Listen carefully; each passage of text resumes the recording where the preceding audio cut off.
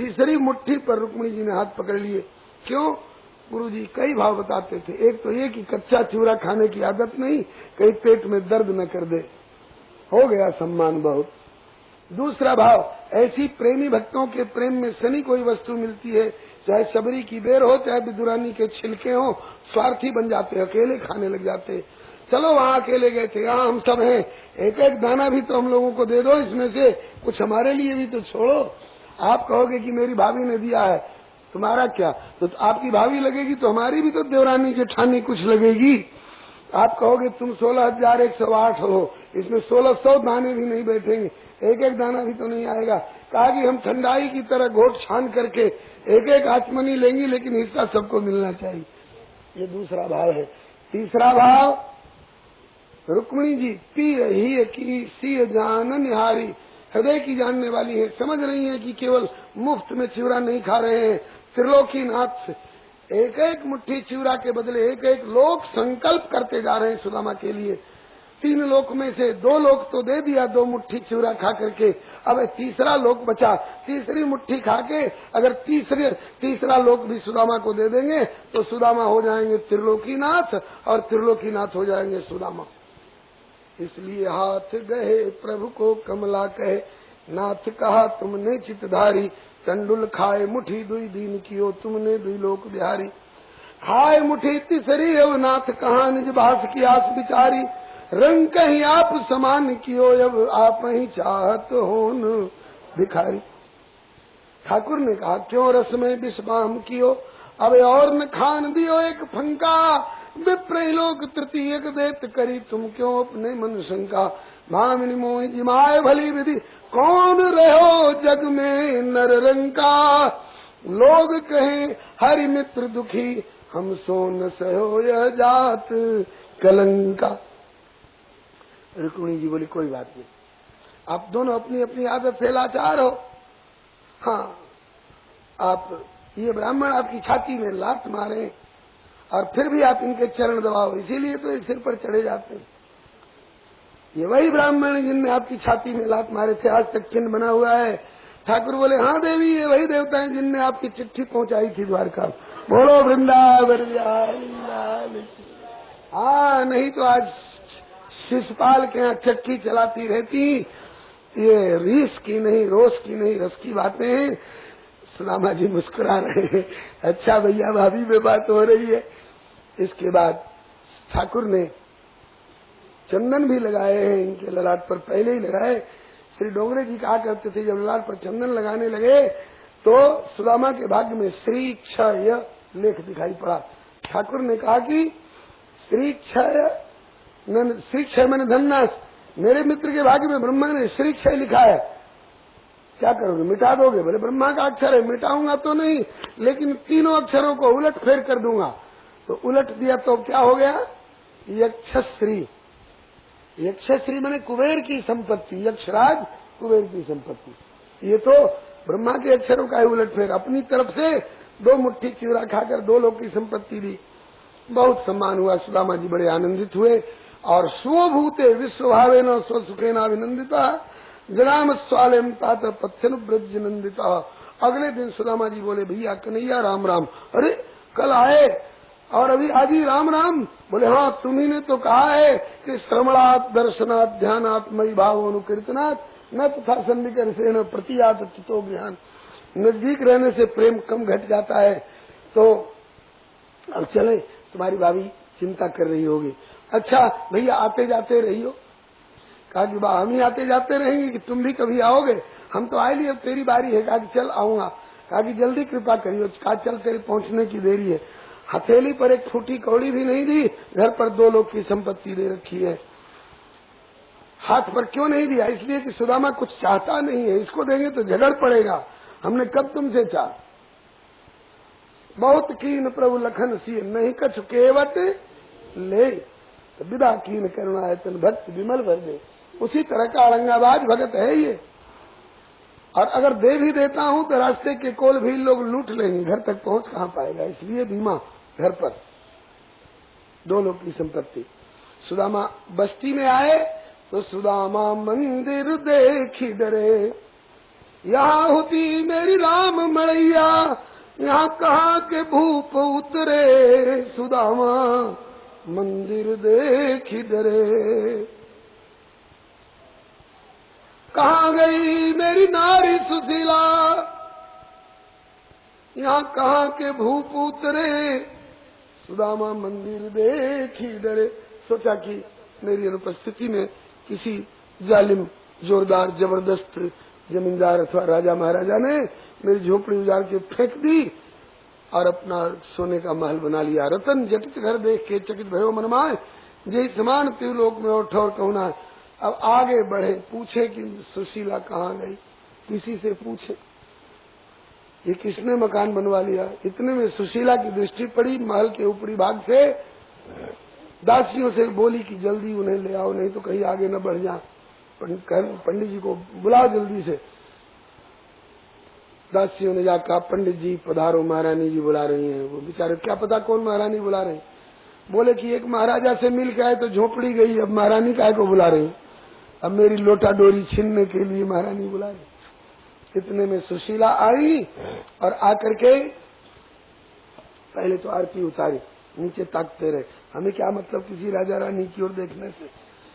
जब सुशीला ने आरती उतारने के पश्चात आवाज लगाई, ठाड़े क्यों मंदिर पगुधारो, मन ते सोच करहु अब नारो। आवाज पहचानी, बोली है सुशीला, हाँ ना था आपकी सुशीला, अरे तू ही महारानी कहला रही है, तू महारानी हो गई, हम पंडित जी रह गए। बोले आपकी कृपा से, दीनदयाल के अनुग्रह से। कहा इतनी संपत्ति कहाँ थे, सोने के महल। बोले प्रभु प्रेरित विश्वकर्मा आए, 3 मंदिर पलमाई बनाए। बेचारी सोच रही थी खुश हो जाएंगे, खुश क्या होंगे, सुदामा मूर्छित, संज्ञाहीन, लगा प्राण गए। अब सुशीला घबराई, है दीनानाथ धन लेके क्या करूंगी, यदि मेरे धनी की श्वासा नहीं रही तो धन वापस ले लो, मेरे धनी की श्वासा लौटा दो। चट प्रकट होना पड़ा ठाकुर को, हाथ से साला करके जगाया, सुदामा से पूछा क्यों प्राण दे रहे हो। बोले कि कहाँ से लाऊं 2 दिल बनाकर, 2 दिल की जरूरत। बोले कि इधर में माँ और इधर मेरी माला, बड़े हो नटखट तुम नंद नंदन, जो देके संपत्ति विपत्ति में डाला। संपदो नैव संपदा, विपदो नैव विपदा, संपदो नैव संपदा, विपद विस्मरणम विष्णु संपन्न नारायण स्मृति। परमार्थ पथ के पथिकों की दृष्टि में संपत्ति संपत्ति नहीं, विपत्ति है। सुख के माथे सिल पड़े, जो नाम हृदय से जाए, बलिहारी उस दुख की जो पल पल नाम रटाए। ठाकुर बोले तो मैं क्या करूं, मैं तो कल्प वृक्ष हूँ। कल्प वृक्ष के नीचे किसी ने कहा मैं रसगुल्ला दो, रसगुल्ला ले लो, किसी ने कहा मैं सत्तू दो, सत्तू दे दी। तो एक ही घर में 2 मत हैं, भैया चाहता है कि हम दरिद्र बने रहे और भाभी कहती है कि साईं इतना दीजिए, जा मैं कुटुंब समाए, मैं भी भूखा ना रहूं, कोई साधु न भूखा। तो मैं क्या करूं, मैंने तुमको नहीं दिया है। कल्प वृक्ष तो जिसकी जैसी भावना उसकी पूर्ति करता है। सच बता भैया सुदामा, मैंने तेरे हाथ पर एक फूटी कौड़ी भी दी थी क्या। बोले नहीं। तो कहा कि तुम मेरे ऊपर क्यों नाराज हो रहा है, मैंने तुमको दिया है थोड़े, मैंने तुमको नहीं दिया है। तो किसको दिया है। कहा कि जिस भाभी ने चाहा था उस भाभी को दिया है। सुदामा जी हंस गए, भाभी का नाम लेकर मेरे गले मड़ रहा है, मैं और तेरी भाभी दोनों बटे हुए हैं, छल कर रहा है। कहा कि भाभी संभाल लेगी। कहा कि भाभी से कह दो वही संभालेगी। क्यों भाभी समझ जाएगी। कहा कि आपकी कृपा रहेगी तो समझ जाएगी। समझा समझो कराते स्वीकार करके ठाकुर विदा हुए। तब सुदामा ने सुशीला से कहा, सुशीले अब तो तू बहुत बड़ी धनी हो गई, ना तो आपकी कृपा से, दीनदयाल के अनुग्रह से। कहा कि तो बढ़िया रसोई बनाओ, घुटन दो। बोले क्या बनावे। बेचारी ने सोचा कि आ गए मोह ममता के लपेट में, क्या बनावे, खोआ का मालपुआ बनावे कि छेने की जलेबी बनावे कि बादाम की बर्फी बनावे। अरे राम राम राम राम, जो साधारण सेठ साहूकार राजे महाराजे खाते वही हम भी खाएंगे। इतनी बड़ी संपत्ति पाके 2 लोग की संपत्ति मिली, फिर भी हमें वही खाएंगे जो और लोग खाते हैं। तो क्या खाओगे। अरे ऐसी रसोई बनाओ जो आज तक कोई किसी ने नहीं खाई हो। बोलो क्या बनावे। बोले चांदी की रोटी बनाना।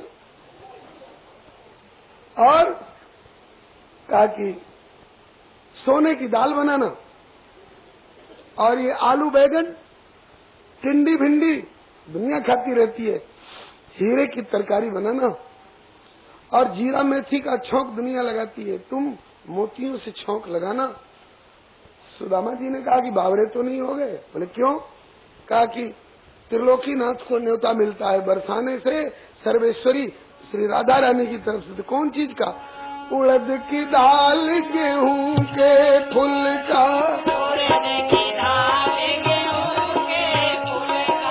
अथवा ठेकी को साग बेझर की रोटी,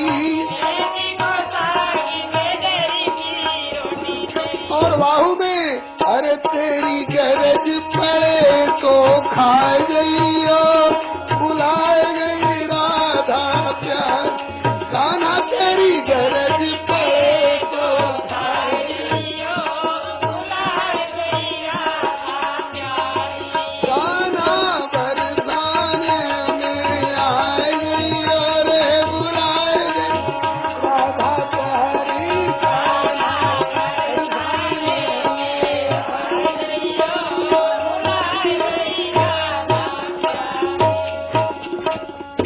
सर्वेश्वर का न्योता होता है तो उड़द की दाल, गेहूं के फूल का, और आप अनोखे धनी हो गए तो चांदी की रोटी और सोने की दाल और हीरे की तरकारी खाएंगे। सुदामा जी ने कहा कि बैठो शांति से बात करो। जब इतने धनी होकर के भी वही गेहूं की रोटी और वही चावल का भात, वही अरहर और मूंग और चने की दाल खानी है, तो इतनी बड़ी संपत्ति का संग्रह किस लिए सुशीले? इसलिए कि रात रात भर नींद नहीं आ रही है। क्यों? बोले चोरी न हो जाए, डकैती न हो जाए, सेल्स टैक्स, इनकम टैक्स, जन्म टैक्स, मरण टैक्स, आफत टैक्स, विपत टैक्स, इसी सब झंझट के लिए। कहा कि तो क्या करना चाहिए? बोले ये करना चाहिए कि रूखा सूखा खाई के और ठंडा पानी पी, देख बिरानी चूपड़ी मत ललचावे जी। का बिरानी हो तब ना, घर की हो तो खा सकते हैं। बोले नहीं तो भी, कहा कि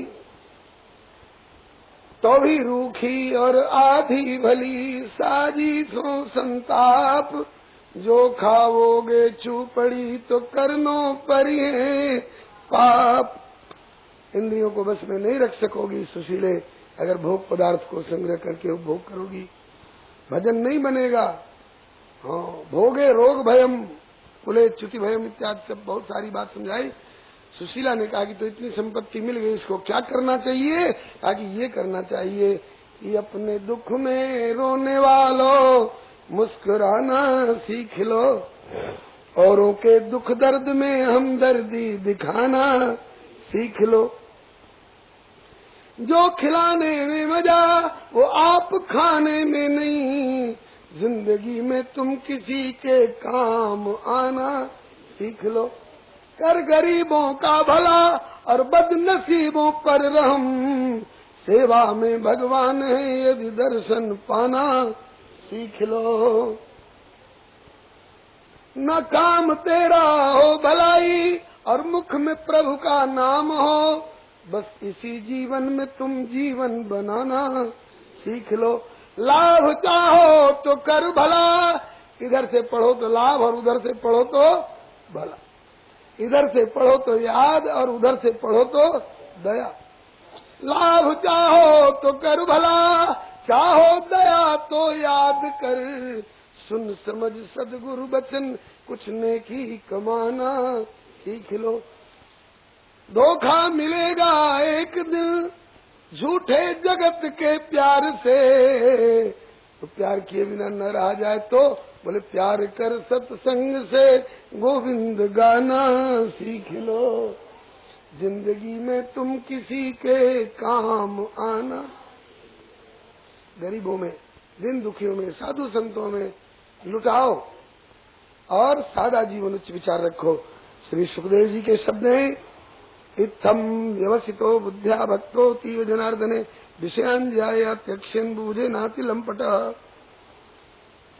वही पुरानी चाल से रूखी और आधी भली सुदामा जी ने भजन किया और थोड़े ही दिनों में एवं स विप्रो भगवत श्रुतदा दृष्ट्वा सुहृत्ते रहितम पराजितम अध्यान वेगोद्ग्रथितात्म बंधन तद्धाम लेभे चिरत सताम गतिम। इस शारीरिक त्रिगुणात्मक बंधन से छूट करके भगवान के धाम को श्री सुदामा जी पधारे भक्ति की कृपा से। श्री सुखदेव जी कहते हैं एतद् ब्रह्मण्य देवस्य श्रुत्वा ब्रह्मण्य ताम्र लब्धवा भगवती कर्म बंधाद विमुच्यते। भगवान के इस ब्रह्मण्य देवता वाली लीला को और सुदामा जी के संतोष वृत्ति से निष्काम भक्ति के चरित्र को सुन करके प्राणी कर्म बंधन से विमुक्त हो जाते हैं। आगे के अध्याय में वर्णन करते हैं अथैकदा द्वारवत्याम वस्तो रामकृष्ण सूर्योपराग समान आसित कल्पक्षय यथा। जो आपने सुना था कि 100 वर्ष के वियोग की अवधि थी, श्राप श्रीदामा शिखा का 100 वर्ष पूरा हो गया। 11 वर्ष की अवस्था में ठाकुर जी मथुरा पधारे थे और तब से 100 वर्ष बीत गए। श्याम सुंदर 111 वर्ष के हो चुके हैं। इसलिए प्रभु ने सोचा कि अब हमारा और गोपियों का मिलन हो सकता है, लेकिन मैं जाऊंगा तो केवल मुझसे ही मिलना होगा। इसलिए ऐसा एक मौका और ऐसा एक स्थान चयन किया जाए जिससे सबका सबसे मिलना हो जाए। पत्र भेजकर द्वारका वालों को भी सूचित कर दिया कुरुक्षेत्र चलो सूर्य ग्रहण के अवसर पर। इधर पांडव परिकरों को हस्तिनापुर में खबर भेजी कि आप लोग भी आ जाओ कुरुक्षेत्र में, और इधर ब्रजवासियों को खबर भेजी कि कुरुक्षेत्र में आ जाओ और वहीं पर सबका मिलन होगा। सभी पधारे, सबका एक दूसरे से परस्पर मिलन जुलन हुआ।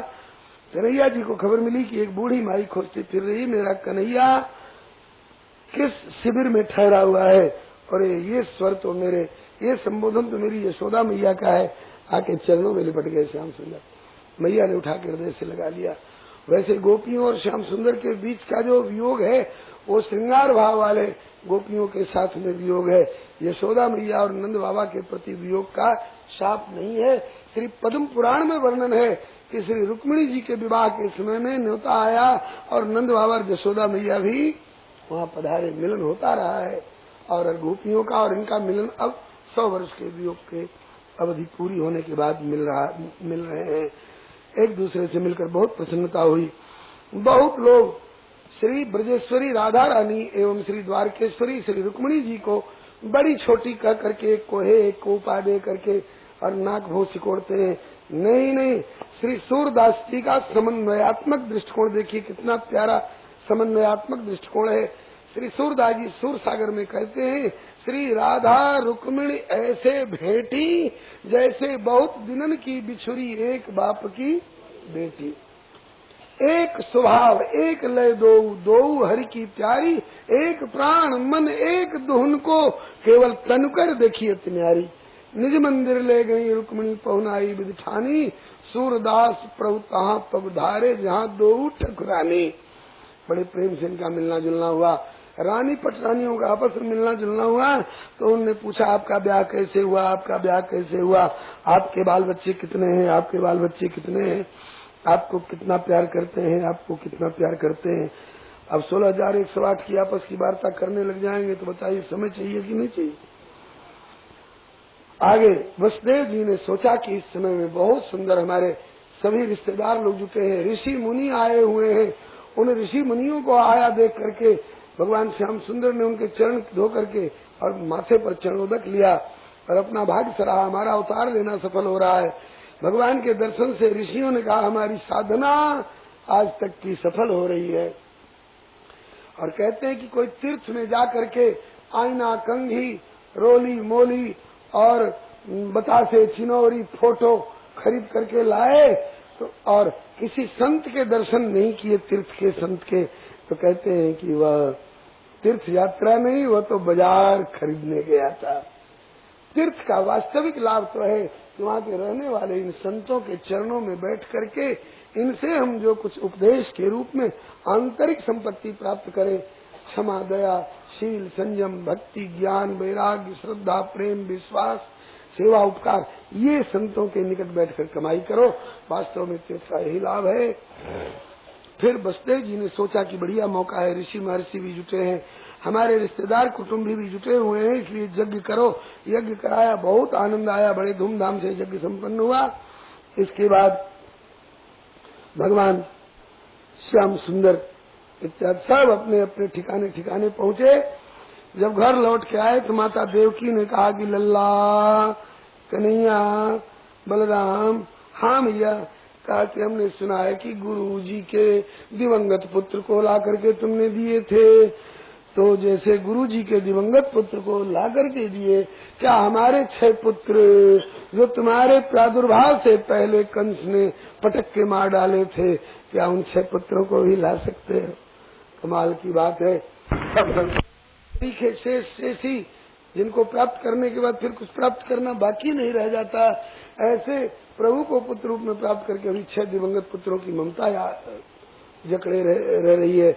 नहीं नहीं, ऐसा मत सोचना, ठाकुर की प्रेरणा से ऐसा हो रहा है, क्योंकि वे इसी बहाने आएंगे और प्रभु के दर्शन माता देवकी की छाती का वह दूध पिएंगे जो पीत शेषम गदाभ्रता, भगवान के पीने के बाद प्रसादी दूध जो बचा था उसको पी करके उन छवों की भी सदगति हो जाएगी। भगवान श्याम सुंदर तुरंत सुतल लोक में गए और बलि राजा के यहाँ इनका सत्कार हुआ। बलि ने कहा सुतल लोक धन्य हो गया। कैसे पधारे? बोले ये 6 ब्रह्मलोक के देवता थे जिनको ब्रह्मा जी ने शाप दिए थे, तो आपके सुतल लोक में आकर के प्रकट हो गए हैं। स्मर उद्गीत परिश्रम पतंग क्षुद्रवृत घड़ी, उन्हें ला करके हाजिर करो। झट बलि ने उन 6 को हाजिर किया। प्रभु ने पूर्व स्वरूप दे करके और ला करके देवकी मैया के सामने उपस्थित कर दिया। देवकी मैया ने उनको अपनी छाती का प्यारा प्यारा वो प्रसादी दूध जो प्रभु के पीने के बाद बचा था उनको पिलाया।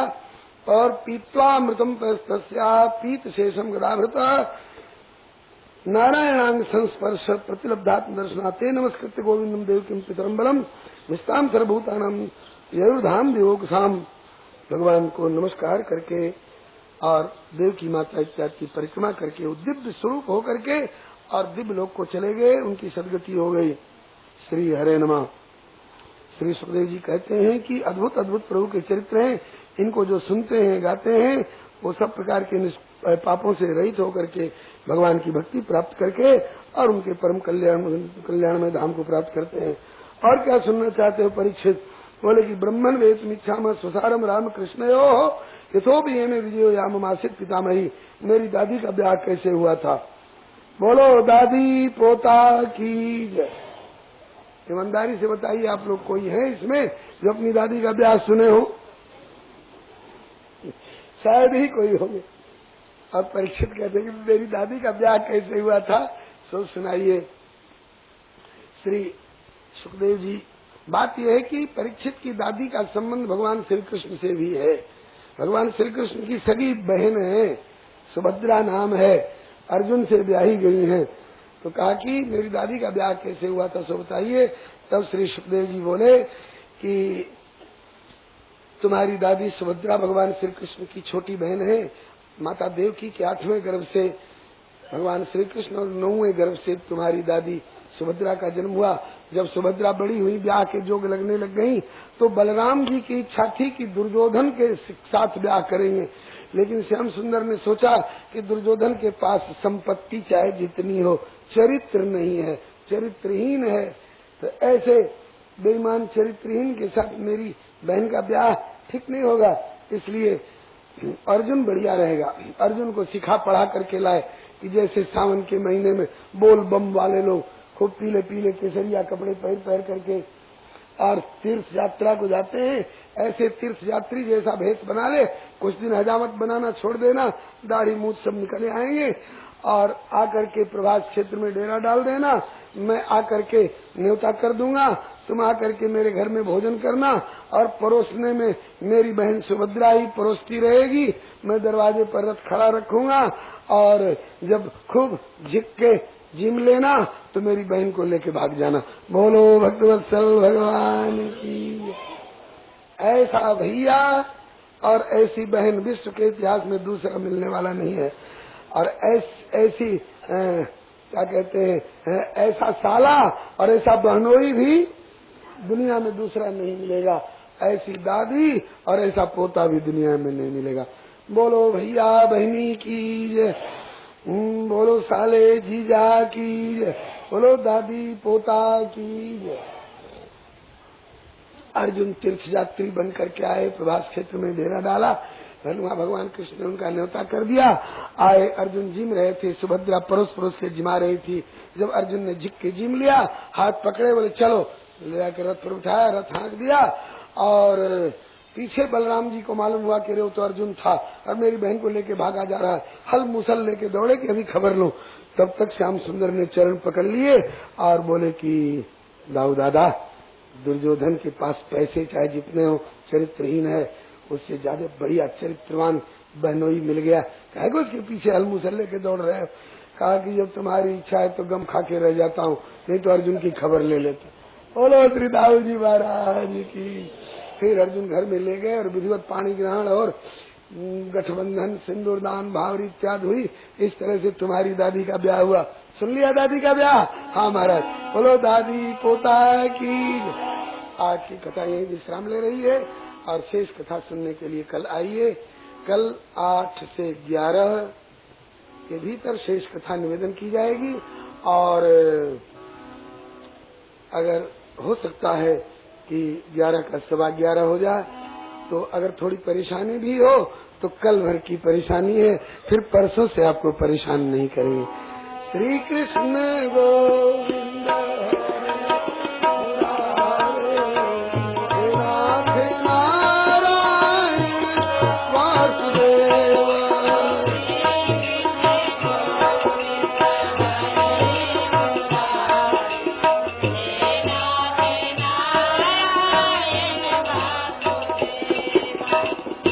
वासुदेव भगवान की जय, श्री शंकरषण भगवान की जय, श्री चतुर्व्यूह भगवान की जय, सपरिकर श्रीमद् भागवत महापुराण की जय, श्री वेद व्यास भगवान की जय। बोलो दादी पोता की जय, बोलो साले बहनोई की जय, बोलो भैया बहनी की जय, श्री सर्वसंत वैष्णव भगवान की जय। भजो राधे कृष्ण राधे कृष्ण राधे गोविंद, भजो राधे कृष्ण राधे कृष्ण केशव जी कल्याण गिरिधरन, छबीले लाल केशव जी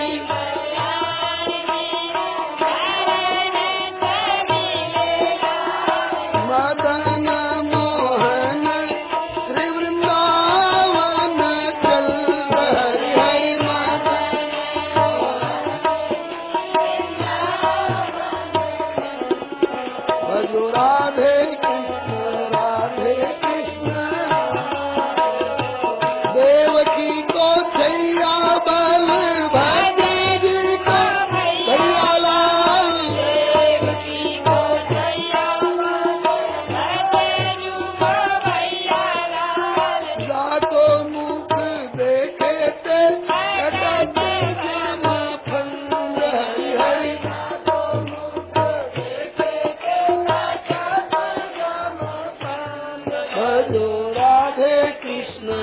राधे कृष्ण राधे चतुर्भुज चक्रपाणि देवकी नंदन देव,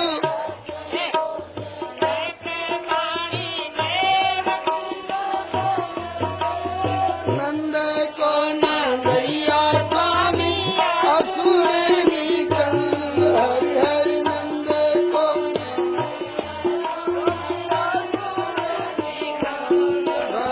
राधे कृष्ण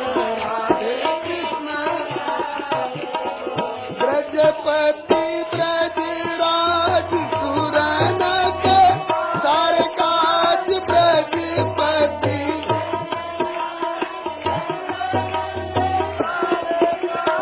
मुरलीधर नैना देखे के आनंद, हरि हरि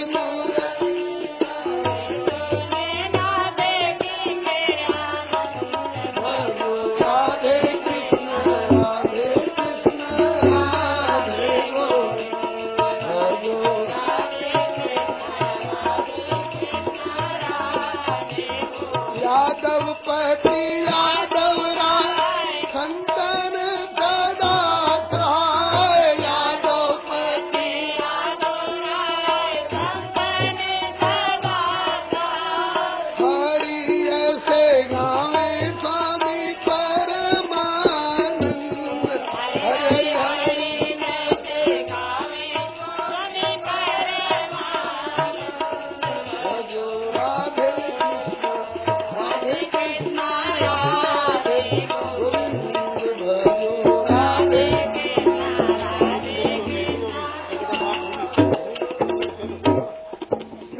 वृंदावन बिहारी लाल की जय।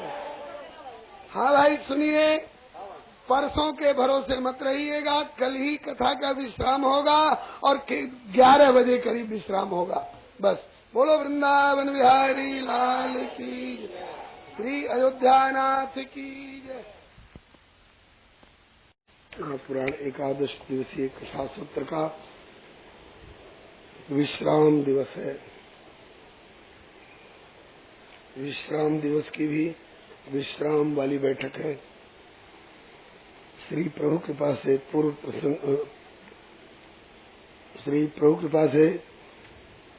पूर्वाह्न की बैठक में कथा प्रारंभ होने जा रही है। आप लोग अपने अपने स्थान पर शांति पूर्वक विराजमान रह करके समाहित चित्त से कथा का श्रवण करें। श्री प्रभु कृपा से पूर्व प्रसंग में आपने श्री सुभद्राहरण एवं श्री अर्जुन के साथ उनके विवाह प्रसंग तक की चर्चा सुन चुके हैं। अब आगे वर्णन करते हैं कि भगवान श्याम सुंदर जनकपुर पधारे, क्योंकि जनकपुर के राजा जनक जी उन दिनों में जो थे महाराज बहुलाश्व, वो नित्य सोचते थे कि प्रभु के दर्शनार्थ श्री द्वारका चलो, लेकिन ध्यान पूजा इत्यादि में इतना मन लीन हो जाता था कि उस दिन नहीं जा पाते। दूसरे दिन भी वही हाल। ऐसे महीनों वर्षों बीत गए। प्रभु ने सोचा कि भक्त को फुर्सत नहीं तो चलो भगवान ही उनके यहाँ दर्शन दे आवे। प्रभु से मिलने के 3 तरीके ध्यान में आते हैं। बरबस गोपियां पहुंच तो गई बंसी ध्वनि सुन करके, लेकिन आड़े टेढ़े श्रृंगार से, तो प्रभु ने उनके आड़े टेढ़े श्रृंगार को सुधार लिया। सुदामा जी पहुंच तो नहीं पाए, लेकिन कदम बढ़ा दिए तो प्रभु ने उनको खींच लिया अपनी ओर। जनक जी कदम भी नहीं बढ़ा पाए, सोचते रोज थे, तो प्रभु स्वयं आकर के मिल लिए। हम लोग भी पहुंच पावे तो प्रभु तक पहुंच जाएं, न पहुंच पावे तो कदम बढ़ा दें। कदम भी न बढ़ा सके तो मन से जरूर सोचें कि हमें श्याम सुंदर के पास चलना है। जनकपुर में जब पहुंचे प्रभु, सूचना मिली तो एक साथ 2 भक्तों ने आकर के दावा किया हमारे यहाँ चलिए। एक तो राजा जनक श्री बहुलाश्व जी ने, और दूसरे श्रुतदेव नाम के ब्राह्मण के यहाँ।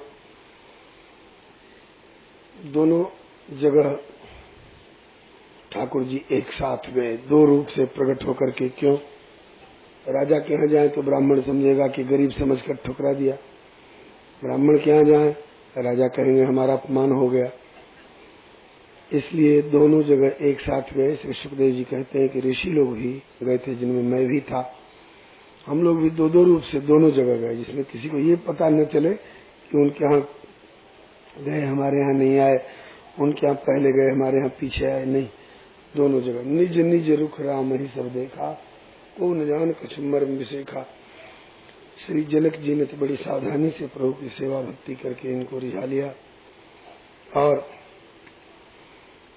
श्रुतदेव ब्राह्मण प्रेम में विभोर होकर के नाचने लग गए।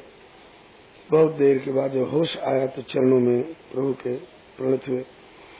प्रभु ने कहा कि हम और ज्यादा प्रसन्न होते अगर आप हमसे भी पहले हमारे साथ के संतों के चरणों में प्रणाम करते, इनकी सेवा करते थे।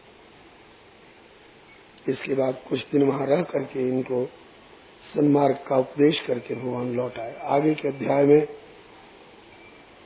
वेद स्तुति है।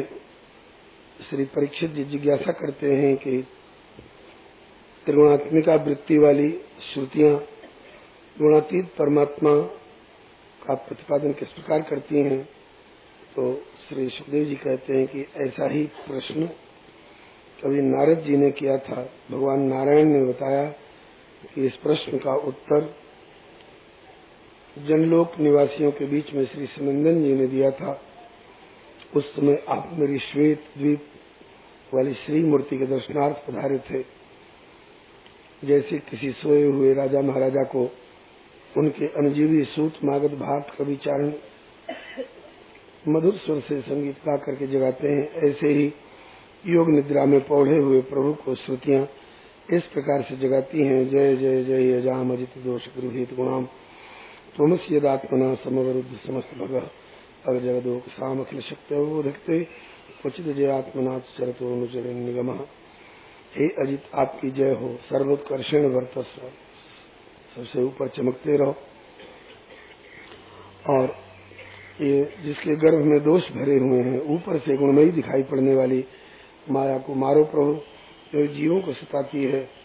प्रभु कहते हैं कि तुम ही क्यों नहीं मार लेते हो माया को। कहा कि हमने माया को मारने की शक्ति होती तो आपसे क्यों प्रार्थना करते, सारी भगवत्ता तो आपकी मुट्ठी में है। कहा कि माया को मारने के फेर में क्यों पड़े हो, मेरे सन्मुख हो जाओ, माया तुम्हारा पल्ला छोड़ देगी। जैसे मिट्टी से, जैसे पृथ्वी तत्व से निकली हुई मिट्टी से घड़ा बनता है, पृथ्वी पर ही रहता है, फिर टूट फूट कर पृथ्वी में मिल जाता है, ऐसे ही ये सारा संसार भगवान से ही प्रकट है, भगवान में स्थित है, भगवान में ही अंत में विलीन होना है। श्रुतियां जीवों के लिए विधि निषेध दो तरह के कर्म का निर्देशन करती हैं। विधि जिनको करना चाहिए, निषेध जिनको नहीं करना चाहिए। इनकी चर्चा पहले भी कई बार हो चुकी है। जो करना चाहिए उनमें भी वासनात्मक सकाम भाव रख करके करेंगे तो स्वर्गादि लोगों के कुछ पुण्य का फल भोग करके वहां से गिरना पड़ता है। पाप कर्म करने वाले नरकों में जाते हैं, ज्ञान मार्ग वाले मोक्ष को प्राप्त होते हैं, और जो भगवान की भक्ति करते हैं, उनकी सेवा पूजा कथा इत्यादि मन लगाने वाले, ये लोग संसार में रहते हुए भी इनको संसार व्यापता नहीं है, पर भगवत कथा के माध्यम से ये सब प्रकार के तापों को ये निवृत्त कर लेते हैं और भगवान के सगुण साकार निर्गुण निराकार दोनों स्वरूप का श्रुतियां प्रतिपादन करती हैं। वे ही सगुण है, वे ही निर्गुण है, वे ही साकार है, वे ही निराकार है। जहाँ सगुण कहा वहाँ सगुण का तात्पर्य भगवत्ता के दिन शाश्वत गुणों से सतत संयुक्त है, और जहाँ निर्गुण कहा वहाँ प्रकृति के है तीन गुणों से वो सतत रहित है। साकार और निराकार में जैसे सूर्य नारायण उदित हैं तो साकार जैसे लगते हैं, अस्त हो जाते हैं तो निराकार जैसे लगते हैं, लेकिन सूर्य का अस्तित्व सदा बना रहता है। इसी तरह से भगवान सतत साकार भी हैं, और जिनको उन्हें देखने की क्षमता नहीं, उनके लिए सतत निराकार हैं। श्रुतियां कहती हैं कि हम तो सगुण साकार निर्गुण निराकार दोनों का प्रतिपादन करती हैं। हमारा अपना मन जो है उन्हीं चरणारविंदों में, जिनको गोपियों ने अपने हृदय पर धारण करके अपने विरह ताप को दूर किया था, उनमें लगता है। इस प्रकार श्री सनकादिकों ने जनलोक निवासियों के बीच में श्रुतियों के द्वारा प्रतिपादित होने वाले भगवान के स्वरूप का निरूपण किया, जीव के कर्म का निरूपण किया। अब आगे के अध्याय में श्री परीक्षित जी जिज्ञासा करते हैं कि संसार में भगवान का भजन करने वाले कोई विष्णु का, कोई शिव का भजन करते हैं। भगवान नारायण लक्ष्मीपति हैं, इनके भक्तों को सुखी संपन्न होना चाहिए, लक्ष्मीवान धनवान, लेकिन नारायण के भक्त गरीब क्यों दिखाई पड़ते हैं। और भगवान शंकर भिक्षाटन करके भजन करते हैं। उस भिक्षाटन करने वाले भोलेनाथ के भगत को भिक्षुक होना चाहिए, लेकिन बड़े धनी संपन्न दिखाई पड़ते हैं। ये विपरीतता क्यों? भिक्षाटन करने वाले शंकर जी के भगत धनी और लक्ष्मीपति की नारायण के भगत गरीब। तो कहते हैं श्री सुखदेव जी की ऐसा ही प्रश्न कभी आपके बाबा युधिष्ठिर जी ने भगवान श्री कृष्ण से पूछा था। भगवान ने स्वयं बताया, यस्याहम अनुगृह्णामि हरिष्ये तद्धनम शनैः ततो धनम त्यजन्ते स्वजना दुख दुखितम। जिसको मैं अपनाना चाहता हूँ उसका सब कुछ छीन लेता हूँ, गरीब बना देता हूँ, स्वजनों से भी धक्का दिलवाता हूँ। अंत में जब दीनहीन बनकर मेरी शरण में आता है तो मैं उसे दीन बंधु बन करके अपना लेता हूँ, और मेरे भक्त निष्काम हो जाते हैं भजन करते करते। मैं देता हूँ भी तो लेने के लिए वो तैयार नहीं होते, इसलिए मेरे भक्त गरीब रहना अधिक पसंद करते हैं। और भोला बाबा तो भोला बाबा ठहरे, वो गाल बजाने वालों को और थोड़ा भी आकर के कुछ किया, आशुतोष कहलाते हैं, जल्दी घर जाते हैं। ये नहीं देखते हैं कि ये अधिकारी है कि अनधिकारी है, सुपात्र है कि कुपात्र है, जो कुछ दूंगा उसका सदुपयोग करेगा दुरुपयोग करेगा। वो अपात्रों को भी कुछ शक्ति कुछ क्षमता दे देते हैं, स्वयं झंझट में पड़ जाते हैं। जैसे एक बार उन्होंने वृकासुर, जिसको आगे चलकर लोगों ने भस्मासुर कहा, उसको वर दे करके और स्वयं झंझट में पड़ गए। जब उसने तपस्या की, वृकासुर ने, शंकर जी ने कहा बोलो क्या चाहते हो? उसने कहा यस यस कर्म शीर्षनी धास्य समरियता में, जिसके जिसके माथे पर हाथ धर दूं वो छिन्न भिन्न हो जाए, विनष्ट हो जाए। भगवान शंकर ने एवमस्तु कह तो दिया, लेकिन जब शंकर जी के ही माथे पर हाथ धरने को दौड़ा पार्वती जी को हरण करने की लालसा से, तो श्री शंकर भगवान स्वयं भागे भागे फिरने लगे। देखा कहीं पीछा नहीं छोड़ेगा, तब प्रभु नारायण को पुकारा। कल्प भेद से दो तरह की कथा आती है। श्री शिव पुराण में वर्णन है कि भगवान नारायण पधारे श्री पार्वती जी का रूप धर करके और उसको नृत्य का भाव करके कि तुम अगर मुझे तांडव नृत्य दिखाने लगो तो मैं तुम्हारी हो जाऊंगी। और वो माथे पर हाथ धर के नाचने लगा, सो भस्म हो गया। और श्रीमद् भागवत वाले कल्प में जब प्रभु नारायण को पुकारा शंकर जी ने, तो प्रभु ब्रह्मचारी का रूप धर करके आए। शकुनी नंदन कहाँ जा रहे हो? बोले शंकर जी को जलाने के लिए। आग लिए हो? बोले आग की कोई जरूरत नहीं। कैसे जलाओगे? बोले उनके सिर पर हाथ धर देंगे, वो भस्म हो जाएंगे। अरे पगले, सिर पर हाथ धरने से तो और आशीर्वाद हो जाता है। बोले उनने वरदान दिया है। कहा कि उनने कह दिया और तुमने विश्वास कर लिया।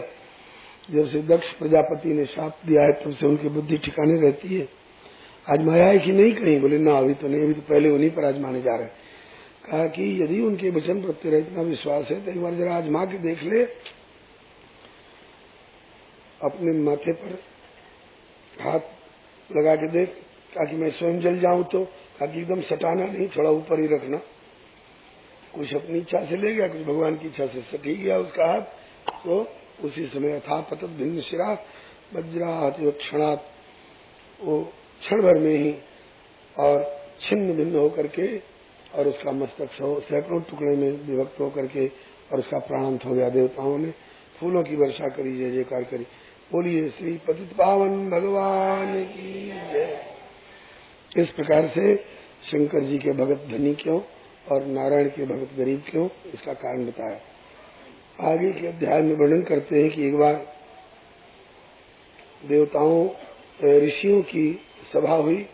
इसमें प्रश्न उठाया गया, देवताओं में महान कौन? बोले त्रिदेव, ब्रह्मा विष्णु महेश। बोले इन तीनों में महान कौन? कहा कि जिनमें क्षमा शील दया हो। भृगु जी परीक्षक बना करके भेजे गए, ब्रह्मा जी की सभा में गए। भृगु जी प्रणाम नहीं किया ब्रह्मा जी को, इतने ही पर ब्रह्मा जी नाराज हो गए। तो ये कहा कि चल दिए कि हम अभी परीक्षक बन करके आए थे, छोटी सी बात पर आप में क्रोध आ गया, इसलिए आपको महान नहीं घोषित करेंगे। शंकर जी के पास गए, शंकर जी इनसे गले मिलने के लिए आगे बढ़े तो भृगु जी पीछे हट गए। नहाने धोने का ठिकाना नहीं, चिता की भस्म, चमड़ा और हड्डी का वस्त्र और गहना धारण करते हैं, सांप बिच्छू लगाए हुए मिलने चले। शंकर जी त्रिशूल लेकर इन्हें मारने दौड़े। हम तो प्रेम से मिलने जा रहे हैं भैया समझ के, और ये हमारी भर्त्सना कर रहे हैं। पार्वती जी ने पतित्वा पादयोर देवी शांत अमास्तम गिरा। शंकर भगवान के चरण पकड़ लिए। भोलेनाथ, ये तो परीक्षक बन करके आए थे परीक्षा करने। अरे तब तो कोई बात नहीं, नारायण तो महान है ही। फिर अथो जगाम वैकुंठम यत्र देवो जनार्दन। भृगु जी वैकुंठ में गए और जनार्दन भगवान नारायण की छाती में लात मारी, क्योंकि प्रभु आंख मूंदे हुए थे। झट भगवान उठ के बैठे हो गए, इनके चरण दबाने लगे। भगवान, अच्छा किया जो आपने मुझको जगा दिया, किंतु मेरी कठोर छाती से आपके कोमल चरणों में कहीं चोट तो नहीं लगी? रो पड़े भृगु जी महाराज। इसको महानता कहते हैं। श्री रहीम जी ने दोहे में लिखा, क्षमा बड़न को चाहिए, छोटन के उत्पात कहा रहीम, हरि को घट्यो जो भृगु मारी लात। आज तक चरण चिन्ह बना हुआ है प्रभु के वक्षस्थल के ऊपर। ये इनकी भगवत्ता का एक विशिष्ट लक्षण है। जिन जिन जीवों को प्रभु पार्षद स्वरूप दे देते हैं वो चतुर्भुज हो जाते हैं। सांवले रंग के शंख चक्र गदा पद्म किरीट मुकुट कुंडल वनमाला पीताम्बरधारी सब कुछ मिल जाता है सारूप्य मुक्ति वाले को। लेकिन तीन चीज केवल भगवान के पास होती है। बाएं वक्षस्थल पर भृगु जी का चरण चिन्ह, दाहिने वक्षस्थल पर श्रीवत्स रेखा और दोनों के मध्यवर्ती भाग में कौस्तुभ मणि। ये तीन चीज केवल भगवान के पास होती है। कितना भी किसी को सारूप्य मिले, भृगु चरण चिन्ह, श्रीवत्स रेखा और कौस्तुभ मणि ये और किसी को नहीं मिलती है, केवल भगवान के पास होती है। एक ब्राह्मण का बच्चा मरा द्वारका में, उसने ला करके बेटे का शव भगवान के दरवाजे पर रख दिया। मैंने कोई पाप नहीं किया है, क्यों मेरा बच्चा मरा, आप पता लगाओ। भगवान श्री कृष्ण बलराम तो कुछ बोले नहीं, अर्जुन बोले कि आगे से आपका बच्चा मरने नहीं पाएगा, मुझे बुला लेना पहले बच्चा के जन्म होने से पहले। क्या करोगे? कहा कि बच्चे की रक्षा करूंगा। कहा कि जहाँ कृष्ण बलराम प्रद्युम्न अनिरुद्ध विराजमान है, तुम क्या बोल रहे हो अर्जुन? तो कहा कि मैं कृष्ण नहीं हूँ, मैं बलराम नहीं हूँ, मैं तो गांडीवधारी अर्जुन हूँ। कहा कि अगर नहीं बच्चे को बचा सके तो? कहा कि चिता में प्रवेश कर जाऊंगा।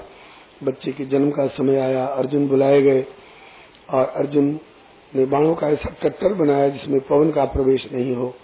काल कैसे बच्चे का प्राण ले जाएगा, किस रास्ते से? लेकिन काल की ऐसी सूक्ष्म गति कि और बार तो, पिछली बार तो बच्चे का प्राणांत हो गया था, प्राण निकल गए थे, केवल शरीर रह गया था। इस बार तो बच्चे का शरीर भी गायब हो गया। ब्राह्मण ने धिक्कारा, अर्जुन तेरे पाप से मेरे बच्चे का प्राणांत हुआ है। पिछली बार शरीर तो रह गया, इस बार तो शरीर भी गायब हो गया। या तो मेरे बच्चे को खोज के ला और नहीं तो चिता में प्रवेश कर। खोजते खोजते अर्जुन हार गए, बच्चा नहीं मिला। अर्जुन चिता में प्रवेश करने को तैयार हुए। भगवान ने हाथ पकड़ करके रोक लिया। क्यों मर रहे हो? कहा कि प्रतिज्ञा पूरी नहीं कर सका। कहा कि ऐसा नहीं बोलना चाहिए, हम वहाँ मौजूद थे, बलराम भैया मौजूद, तुम्हें बोलने की क्या पड़ी थी? मैं कृष्ण नहीं हूँ, मैं बलराम नहीं, चल मेरे साथ। रथ पर बिठा करके ले गए। 7 समुद्र 7 द्वीप लोकालोक पर्वत और अंधकार त्याग चिरते हुए क्षीर सागर में अष्टभुजी भगवान भूमा पुरुष के पास ले गए। और जो रथ से उतरे भूमा पुरुष भगवान ने कहा, आओ आओ कृष्ण अर्जुन, तुम दोनों को मैंने पृथ्वी का भार उतारने के लिए भेजा था। देखे हुए बहुत दिन हो गए थे, इसलिए मैंने ही तुम्हें बुला लिया। अब यहाँ पर लगता है कि कृष्ण और अर्जुन ये अंश भगवान है और भूमा पुरुष भगवान अंशी भगवान है। एते चांस कला पुंसव वाली बात जो है वह भगवान श्री कृष्ण पर भी लागू होती दिख रही है। लेकिन वास्तव में चाहे भूमा पुरुष भगवान हो चाहे श्री कृष्ण अर्जुन हो, बात कई बार बताई जा चुकी है कि ये भगवान सतत पूर्ण है। पूर्ण में से पूर्ण निकाल लिया जाए तो भी पूर्ण ही बचता है, ऐसा श्रुति का सिद्धांत है। आगे के अध्याय में भगवान की गृहस्थी का वर्णन है। सवेरे समय से जगते हैं, शौच स्नान पूजा पाठ संध्या वंदन इत्यादि नियम से करते हैं अपने बाल बच्चों को शिक्षा देने के लिए। और भगवान सबका यथोचित सत्कार और निर्वाह कर रहे हैं।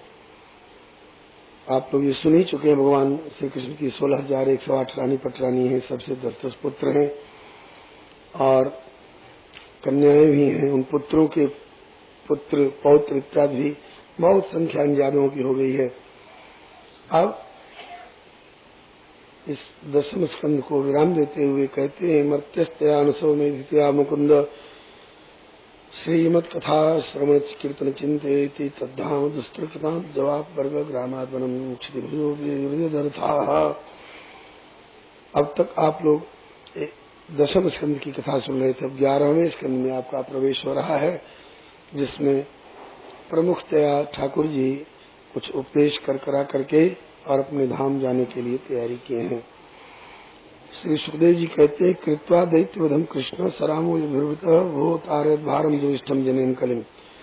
प्रभु ने अपने हाथों से बहुत से असुरों को, पूतना तृणावर्त घासुर बकासुर कंस शिशुपाल दंतवक्त जरासंध इत्यादि असुरों का उद्धार करते हुए भीमसेन के द्वारा जरासंध का उद्धार कराते हुए महाभारत युद्ध का बहाना बना करके बहुत हद तक पापियों को इस पृथ्वी पर से हटा दिया और उनके समर्थकों को हटा दिया।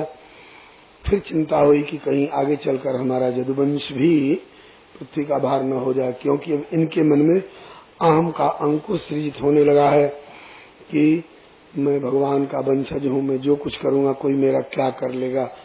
यहाँ तक कि ऋषियों से मखौल करने के लिए चले गए। ऋषियों के श्राप का बहाना बना करके भगवान ने यदुवंश को भी विनाश करा करके पृथ्वी का भार उतारने की योजना बनाई। पिंडारक क्षेत्र जो द्वारका का निकटवर्ती क्षेत्र है, वहाँ कुछ ऋषि लोग आकर के रहने लग गए, जिनमें तेज स्वभाव के ऋषि लोग अधिक हैं। विश्वामित्र जी, असित जी, कर्ण जी, दुर्वासा जी, भृगु जी, अंगिरा जी इत्यादि, कि यहाँ रह करके भगवान का भजन भी करेंगे, समय समय पर द्वारका चल के प्रभु के दर्शन भी कर लिया करेंगे। कुछ यदुवंशी राजकुमारों को इन ऋषियों से मखौल करने की सूझी और जाम्बवती नंदन सांब को, जो बड़े सुंदर हैं, स्त्री वेश में श्रृंगार सुसज्जित करके और ले जा करके ऋषियों के पास पूछा कि भगवान आप लोग त्रिकालज्ञ हैं, सर्वज्ञ हैं, ये बेचारी कुलीन घर की पतिव्रता नारी गर्भवती है, जानना चाहती है कि मेरे गर्भ से पुत्र का जन्म होगा कि कन्या का, पूछने में सुख चाह रही है, आप लोग कृपा करके बेचारी को बता दीजिए। ऋषियों ने कहा, अरे उद्दंडो, भगवान तो ऋषियों का आदर करते हैं और उनके वंशज होकर तुम लोग ऋषियों से मखौल करने चले हो। ये स्त्री है, पुरुष को स्त्री बना करके लाए हो, ये गर्भवती है, इसके गर्भ से कन्या अथवा पुत्र निकलेगा नहीं। जब इसके कपड़े हटाओगे तो एक लोहे का मूसल निकलेगा जिससे तुम्हारे वंश का संहार होगा। अब जब कपड़े हटाए तो सचमुच में लोहे का मूसल निकला। सब हाय हाय करने लगे। विनाश काले विपरीत बुद्धि वाले न्याय से इनके विनाश की घड़ी आ गई थी। सभा में जाकर के कहा कि हम लोगों से आज ऐसी भूल हो गई है, ऋषियों ने ऐसा श्राप दिया है। सभासद लोग हाय हाय करने लगे। अंत में सोचा कि जैसे बने मृत्यु को टालने की भरसक कोशिश करनी चाहिए। उस लोहे के मूसल को रेती से रेत करके चूर्ण करके समुद्र में फेंक दिया और समुद्र ने अपने लहरों के थपेड़े से उसे किनारे बिखेर दिया। और वही एरका नाम की घास बना है, सब लौह कण सब, जिससे ये आपस में लड़ भिड़ करके और विनाश को प्राप्त होंगे।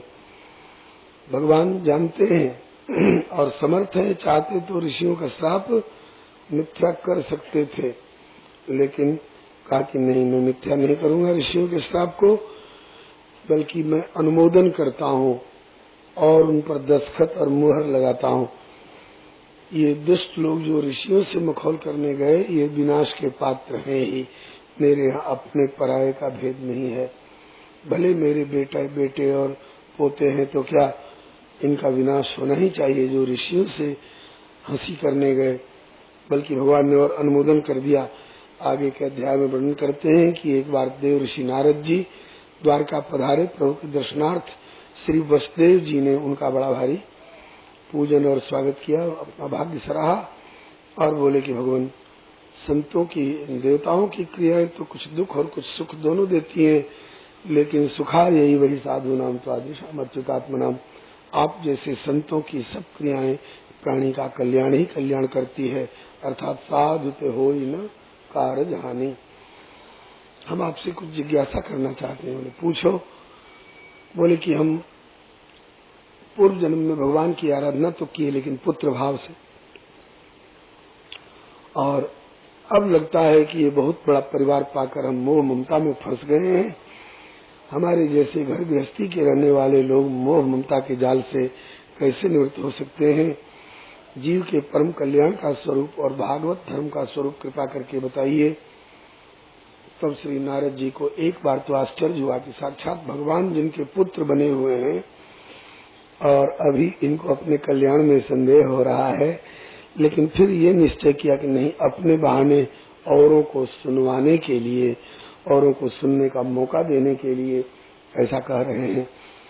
तदपि आशंका किन्नो सोई कि कहत सुनत सबकर हित होई।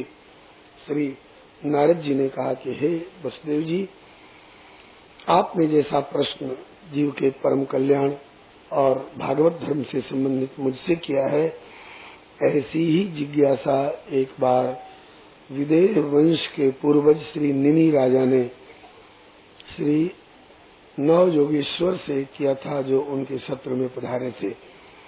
एक बार निमि राजा यज्ञ करा रहे थे, उस समय उनके यज्ञ में 9 योगीश्वर, जो श्री ऋषभ देव जी के 100 पुत्रों में से 9 हैं, कवि हरि अंतरिक्ष प्रबुद्धा पिपलायन आविर्होत्रोत द्रुमिलस चमसा करभाजन, ये 9 योगीश्वर आकाश मार्ग से आए।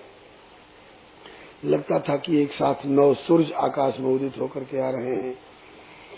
और जब वहां उतरे श्री निमि राजा के यज्ञ स्थल पर, तो निमि राजा ने उनको प्रणाम किया, उनकी पूजा की और अपना भाग्य सराहा। मन्ये भगवतः साक्षात पार्षदान वो मधुदिशा विष्णुर्भूतानि लोकानां पावनाय चरन्ति ही। आप लोग तो साक्षात भगवान के पार्षद हैं, जीवों का कल्याण करने के लिए विचरण करते हुए भूतल पर पधारे हैं। मानव शरीर मिलना बड़ा दुर्लभ है, उसमें भी भारत भूमि में जन्म मिलना दुर्लभ है, और उसमें भी आप जैसे महत् पुरुषों का सत्संग मिलना परम दुर्लभ है। लेकिन आज ये सभी दुर्लभ वस्तुएं हमें सुलभ हो गई हैं। भारतवर्ष का जन्म भी, मानव शरीर भी, और आप जैसे भगवत पार्षद रूप संतों का सत्संग भी मिल गया। मैं बड़ा भाग्यशाली हूँ, भगवान की विशेष कृपा है मेरे ऊपर। अब मैं आप लोगों से कुछ जिज्ञासा करना चाहता हूँ। क्या क्या? अत आत्यंतिकम क्षेमम भवता पृच्छामो भवतो नघा संसारे इसमें क्षणार्धोपि सत्संग शिवधर्म। आपसे मैं आत्यंतिक क्षेम मन जीवों के परम कल्याण का स्वरूप जानना चाहता हूँ। और धर्मान भागवतान ब्रूत, यदि न श्रोते क्षम, मुझे सुनने का अधिकारी समझे तो भागवत धर्म की भी व्याख्या करके सुनावे। ये 2 प्रश्न किए हैं। इन दोनों प्रश्नों का उत्तर श्री नवयोगेश्वर में से सबसे बड़े भैया कवि जी देने लग गए।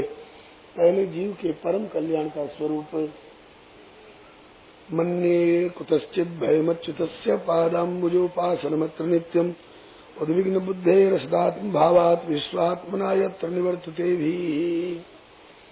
असत पदार्थों में आत्मबुद्धि अथवा आत्मीय बुद्धि हो जाने के कारण जिनकी बुद्धि उद्विग्न रहती है,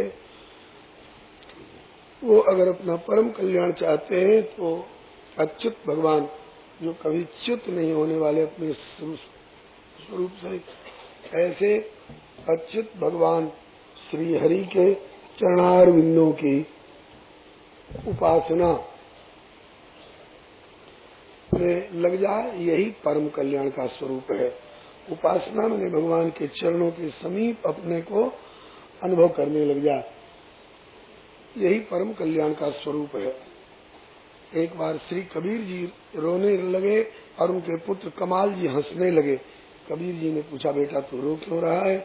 क्या पिताजी पहले आप बताइए। आप कबीर जी ने पूछा कि बेटा मैं रो रहा हूँ तो हंस कैसे रहा है? बोलिए भक्तवत्सल भगवान की। कमाल जी बोले कि पिताजी पहले आप बताइए, आप रो क्यों रहे हैं? कबीर जी बोले, एक चलती चक्की देख के दिया कबीरा रोए, 2 पाटन के बीच में साबित बचाने को। एक चक्की चल रही है, उसमें जो पड़ा सो पिस गया, यही देख कर रोना आया। कमाल बोले कि वही चलती चक्की देख के हंसा कमाल ठठाए कि कील सहारे जो रहे सो कैसे पिस जाए। चक्की के 2 पार्ट होते हैं और ऊपर वाला पार्ट उठा के देखिए तो बीच वाली मोटी कील के 4-6 अंगुल इर्द गिर्द का अनाज सुरक्षित रहता है। इन दोनों का भाव गोस्वामी तुलसीदास जी ने एक दोहे में बताया। माया चक्की कील हरि और जीव चराचर नाज, तुलसी जो उबरोच है तो कील शरण को भाज। माया ही चक्की है। माया रूपी चक्की के 2 पार्ट है, एक विद्या और एक अविद्या। और बीच में जो कील है जिसके सहारे चक्की घूमती है वो भगवान है। तो जो जीव और जीव अनाज है, जो जीव माया की चक्की में पड़ गए उनको पीस डाला, लेकिन माया की चक्की में पड़ करके भी जो जीव भगवान रूपी कील से चिपके रह गए उनको वो माया रूपी चक्की नहीं पीस सकती है। उदाहरण के लिए रावण के 1 लाख पूत और 1.25 लाख नाती, ये भगवान से विमुख हो गए तो उनको पीस दिया चक्की ने, रावण घर दिया न बाती। और विभीषण जी भगवान रूपी कील से चिपके रह गए शरणागत होकर के, तो विभीषण को माया रूपी चक्की नहीं पीस सकी। द्वापर के अंतिम चरण में दुर्योधन को गुमान था हम 100 भाई हैं, 100 को पीस डाला माया रूपी चक्की ने, क्योंकि ये भगवान से दूर हो गए, भगवान से विमुख हो गए। और 5 पांडव भगवान कृष्ण रूपी कील से चिपके रह गए, इसलिए माया रूपी चक्की पांडवों को नहीं पीस सकी। इस प्रकार से बताए कि जो भगवान से संलग्न रहेंगे, उनके चरणों से चिपके रहेंगे, इसी का नाम है उपासना। उप समीप के अर्थ में और आसना स्थिति के अर्थ में जो भगवान के समीप स्थित रहेगा उसको माया कुछ नहीं बिगाड़ सकती है। ये परम कल्याण का स्वरूप बताया।